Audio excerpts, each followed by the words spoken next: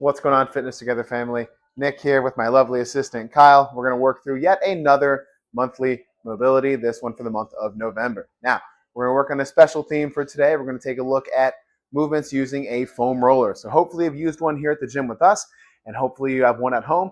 If not, it's a cheap and inexpensive piece of equipment you can have at your home that'll be great for your own mobility tools and helping you feel good around the house. Let's talk about a few specific ways we can use it to especially address our back, okay? So we're gonna start off with a T-spine thread the needle. So what we're gonna do here, we're gonna place that foam roller right in between our ankles and our butt. We're gonna hold that nice and tight. We're gonna get down onto one elbow, and then we're gonna take our opposite hand, and we're gonna reach through that thread the needle position. As it's coming back through, we're gonna grab our rib up towards the ceiling and exhale, trying to match that breathing rhythm of exhaling on the way up, inhaling as we are extending away, like Kyle is doing a really great job of, is going to help us maximize our range of motion in this position. And as we work through this, the hope is that every time that we're both extending and rotating up towards the ceiling, we're getting just a little bit further each time, just trying to put a little bit more emphasis through it every time. Once we finish that on each side, we're going to take our foam roller, we're going to place it right in front of us. And we're going to use this for a child's pose and cat-cow combination. So we're starting off on our knees. Kyle's got his forearms on that foam roller. We're going to reach it forward as far as we can. Holding this bottom position should be a tremendous stretch through our lats and a little bit of extension through that spine. Then he's going to pull it back in, palms on top of the foam roller, getting as much dome as his back as he can with that foam roller right underneath his shoulders.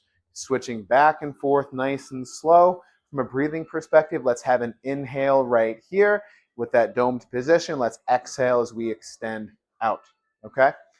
Third thing we're going to do, we're going to invert. We're going to put our backs on the foam roller, okay? Now, we're not exactly rolling, but this should be something that you can take a look at. We're going to do a T-spine extension. So Kyle's going to interlace his hands behind his back. He's going to take a big breath in and exhale and let his body sort of fold over that foam roller, right?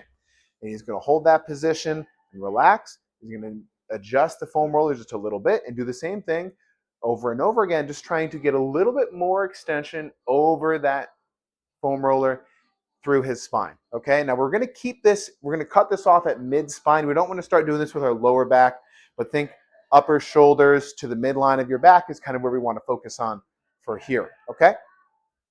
Next, we're going to take a look at a side lying rotation. So Kyle's going to lay himself on the floor. We're going to place one knee on top of that foam roller so that it's at a 90-degree angle, and we're going to have that foam roller underneath that leg.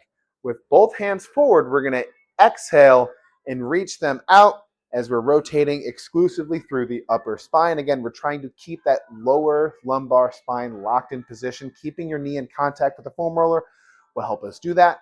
We're just going to rotate back each side like this. We're going to go for about 5 times on each side. Once we finish that, then we get to go into one of our favorite stretches here at Fitness Together. It'll be the Bretzel stretch. So Kyle's going to grab his ankle with his top hand, so far foot, top hand, keeping that foam roller glued underneath our knee. You'll notice Kyle is doing that with his hand to keep that position. We're going to hang out here for deep breaths. Now, the breath that we want to think about for that Bretzel is a little bit different than what you might think for something else. Think of it, we were taught as a nice cup of coffee. First cup of coffee in the morning. I want a big relaxing breath, not that big pressurized, right, that we work on sometimes here in the gym. So we're going to hang back here, let your body kind of relax, gentle pull on that knee, gentle pull all through the body, and naturally we'll do that on both sides. So from a recommendation perspective, let's do this for 5 breaths on each movement.